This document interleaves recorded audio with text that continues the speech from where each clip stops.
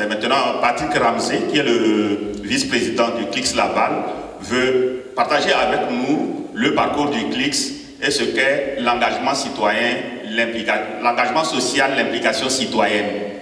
Merci à tout le monde aujourd'hui.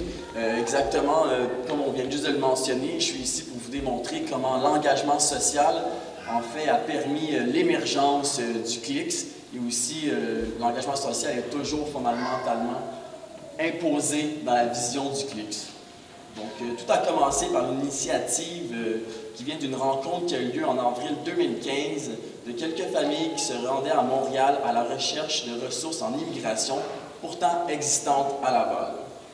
Ces personnes vivaient dans le secteur du BML6 et ignoraient pourtant les ordres de service pour remplir des formulaires officiels, faire des assermentations de documents, connaître les ressources d'aide et réussir l'intégration en emploi par le réseautage, les stages ou encore le bénévolat.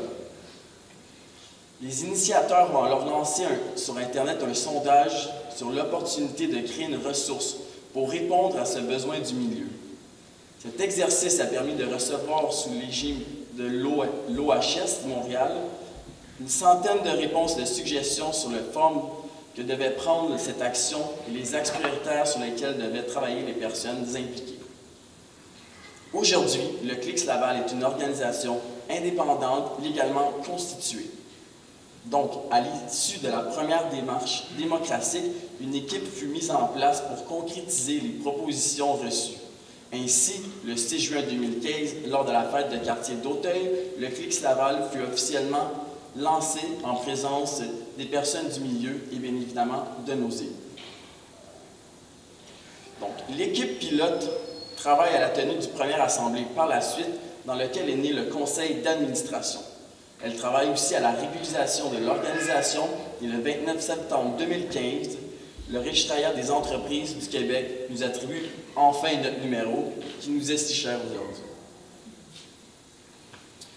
Mais bien évidemment, afin de pouvoir réaliser nos objectifs qui ont motivé la mise en place de l'organisation du CLICS Laval, il fallait bien évidemment avoir des points de service afin d'offrir aux citoyens la possibilité d'avancement.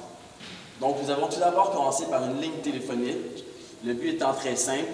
Les citoyens et citoyennes pouvaient appeler sur la boîte vocale, laisser un message. Par la suite, on répondait, on rappelait les personnes, on prenait rendez-vous avec eux ou simplement on leur donnait l'information nécessaire.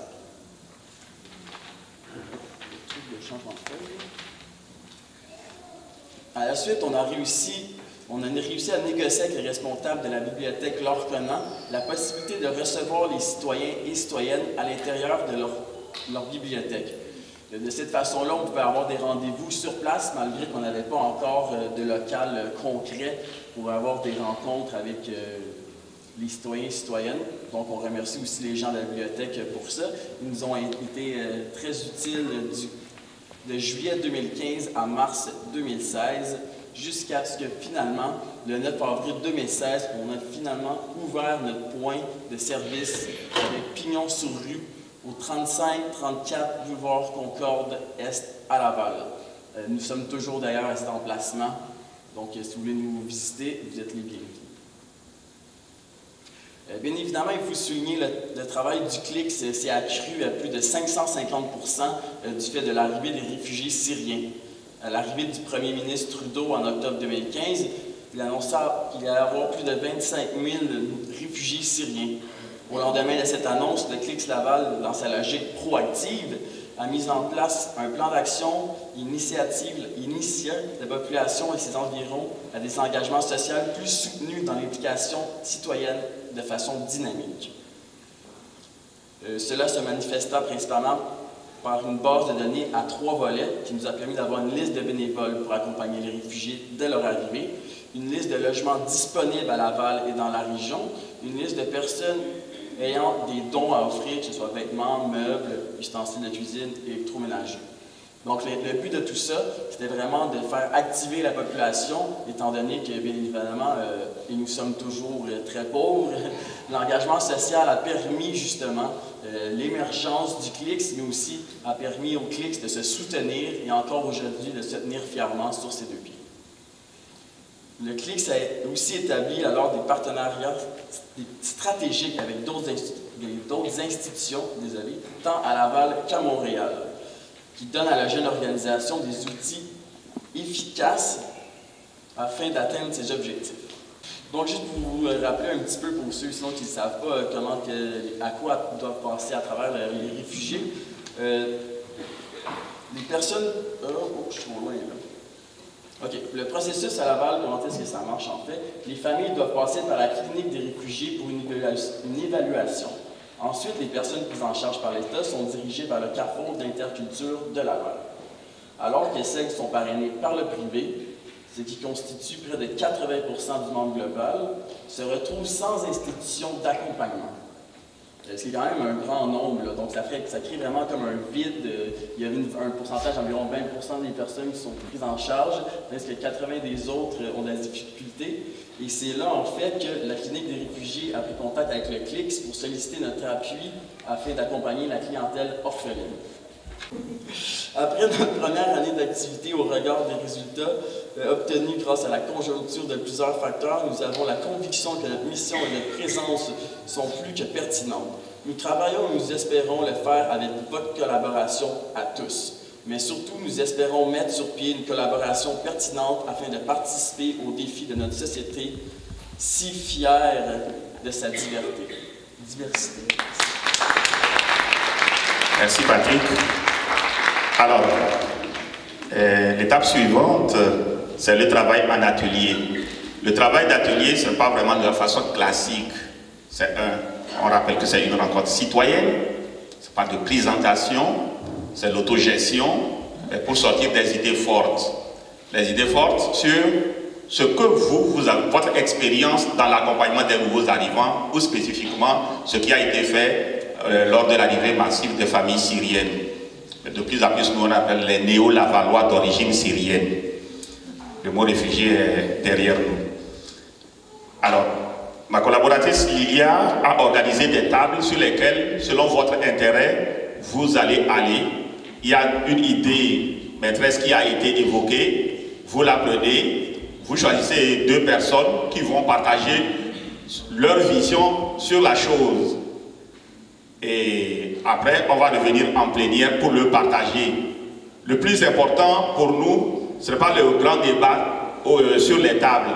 C'est vraiment sortir les idées clés, ce que vous avez vécu, ce que vous croyez pouvoir apporter comme contribution pour améliorer ce qui a été fait, ou si ça arrivait encore, qu'il y ait des gens qui arrivaient, comment agir pour améliorer, pour favoriser l'intégration des personnes qui arrivent. Donc c'est vraiment des rencontres de partage de nos expériences, de notre perception de la chose. Donc vous allez désigner peut-être 2 personnes qui vont venir partager ça avec nous. C'est lors de la plénière qu'on va donner plus la parole à tout le monde ici de pouvoir partager son vécu ou sa perception de la chose. Et je rappelle bien qu'il y a une équipe qui travaille pour collecter vos idées, pour en bâtir les actes du colloque. Donc si vous le dites ici, ça va être noté. Si vous l'avez écrit sur papier, il y a la table au fond là-bas qui va recevoir les papiers que vous avez si vous ne voulez pas le partager à haute voix.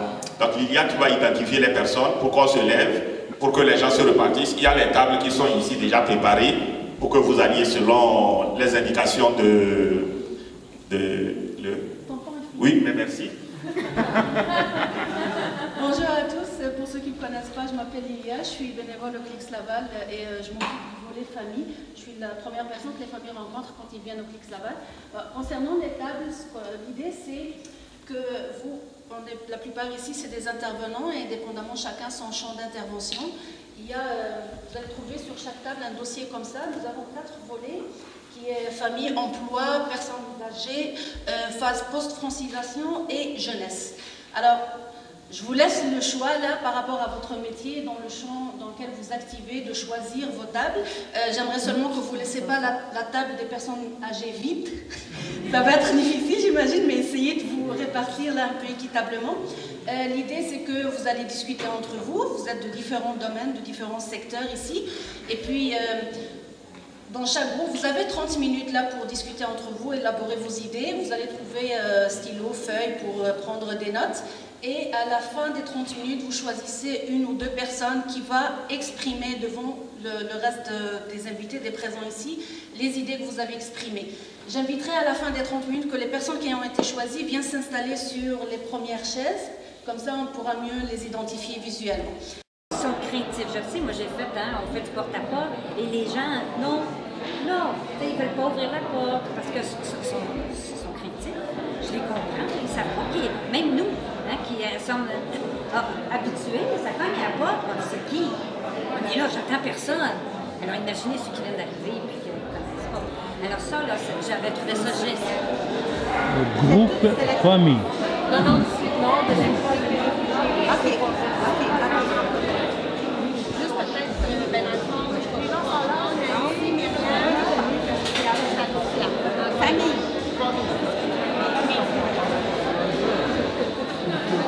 Je suis centre de bénévolat et moisson à Laval, je suis conseillère.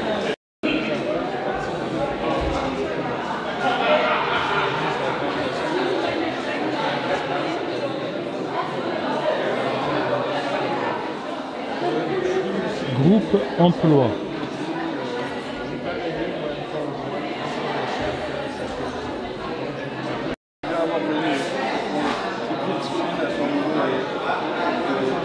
Témoignage là que vous avez fait.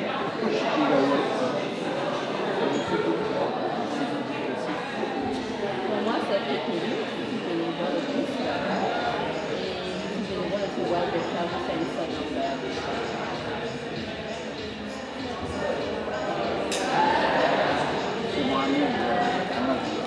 On a fait de tout.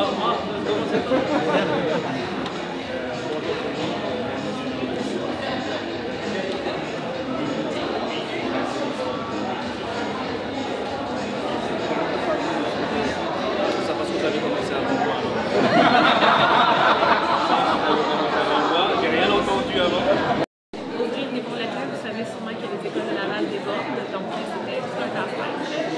Donc c'est ça, on a déjà un partenariat avec le Carrefour d'Interculture, entre autres on fait des puis avec la ville de Laval, il y a des camps d'intégration socio-professionnelle pour les élèves de 6 à 12 ans, les enfants de 6 à 12 ans, mais là, d'ailleurs, on a déjà parlé avec Carole, on cherche quelque chose pour les ados durant l'été, durant cette espèce de creux-là que dans l'année, donc d'une façon de les impliquer. D'ailleurs, on a quelques pistes d'idées déjà, mais donc je suis Quand tu dis ado, âgé de 16 ans, de 16 ans, je pourrais accompagner les groupes où il y a des élèves d'accueil durant l'été, mais c'est encore en débroussaillage, mais donc c'est ça, puis on cherchait peut-être à faire un partenariat avec une maison de jeunes, on ne sait pas trop encore, là, on en a parlé avec Carole, mais non, il y a Carrefour qui fait tous les contacts avec les familles, puis nous, dans le fond, les enseignants, ce qu'ils font, c'est qu'ils gardent leur liste de classe, quand ils voient qu'il y a des élèves qui ont plus de besoins, qui ont soit une famille qui est isolée, tout ça, que l'apprentissage du français, c'est lent, qui ont vraiment l'idée de rester avec une routine durant l'été, ça les aide beaucoup, on privilégie ça. Dans les dernières années, on a eu 36 élèves qui ont pu participer à ces camps-là gratuitement, donc durant l'été. Le matin, il était avec un prof de français langue seconde. L'après-midi, il intégrait les camps de jour privés de la ville de Laval. Cette année, ça va changer, il va être 100% dans le camp de jour de la ville de Laval. Mais c'est ça, là, il faut faire des ajustements, puis c'est pas évident nécessairement. Les moniteurs qui ont souvent 16 ans, 17 ans de jongler avec tout ça. On essaie de trouver une formule, qu'est-ce qu'on va faire avec ça. Donc, ça va être intéressant parce qu'il y en a.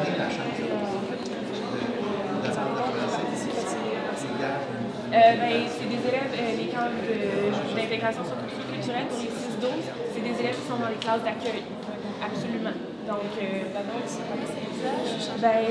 pour ça qu'on veut. On n'a pas l'école. Il fallait chercher une école qui avait la place. Donc, c'est pour ça qu'ils sont en commun. Il y en a aux explorateurs qui sont à Vimont-Auteuil, même si c'est pas là qu'ils sont les familles, parce qu'on n'a pas de place dans les autres écoles. Donc, c'est en attendant, ça a été tout un travail d'organisation scolaire en peu de temps. La manière qu'on accueille les enfants, on doit faire une évaluation linguistique et un parcours migratoire avec le parent. C'est quand même un processus vraiment... Oui, parce que 10 ans, 16 ans, l'école, la transition entre trouver un métier, l'école aux adultes, là, la commission scolaire a engagé une conseillère en orientation pour ces jeunes-là qui arrivent des fois, sont trop jeunes pour embarquer tout de suite dans le marché de l'emploi, mais sont trop vieux ils sont comme à cheval là, entre les deux âges, c'est difficile, c'est jeune. Oui.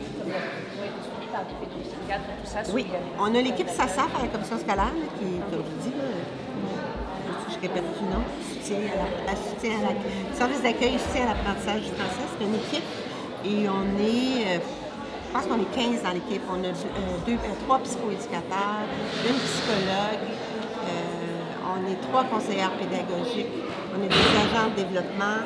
Donc, on est une équipe de 15 personnes. À la maison, je vais vous dire que la réalité, que ce qu'on a vu sur le terrain, parce que moi j'ai participé à des évaluations, c'est que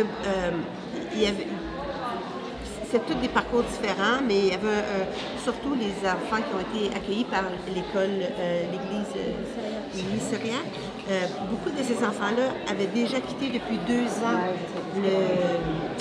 le système scolaire de la Syrie, étaient au Liban souvent. Et puis les enfants, si les parents avaient des sous, ils allaient au privé, mais si les parents n'étaient pas sous, il y avait des enfants qui n'avaient pas été scolarisés pendant 2 ans. L'arrivée massive des Syriens nous a ouvert à toute une autre réalité et l'ouverture à la diversité et tout. Et on s'est mobilisés et on a changé nos pratiques. Mais là, on parle de 1 an. Donc c'est sûr qu'il y a des ratés comme ça que j'entends et qu'il faut placer, mais aussi beaucoup de bons coups. Donc, merci. Des défis au niveau de la faculté cognitive et qui sont plus restreints à domicile, parce que j'ai des situations qui me viennent à l'esprit, mais que les enfants cherchent, cognent à les portes de savoir est-ce qu'il existe quelque chose dans la communauté pour ce type de personne qui est allophone, qui s'exprime ni en français ni en anglais. Il y a quand même les médecins de la famille qui sont impliqués dans la communauté, même la communauté étrangère. Et on en voit, là, justement, ils accueillent ces familles-là, mais il faut encore que... Aux bénévoles québécois, en fait. On fonctionne vraiment sur un esprit d'échange. Alors, vous dites que ça passe en Québec? Comment? Ça passe en Québec? Ça, c'est un problème. Un réfugié, pas nécessairement nouveau, mais elle est à la sortie de l'école. Parce que souvent, c'est les personnes extraterrestres qui vont aller chercher les enfants. Elle est à la sortie de l'école et elle commence à parler. Est-ce que ça fait un petit temps que vous êtes ici? Elle les met en confiance. Et parce que la plupart de ces personnes-là restent vraiment dans leur maison et n'utilisent aucun service par ignorance ou par sont gênés, tout ça. Et elle les analyse comme ça. Elle leur dit, est-ce que...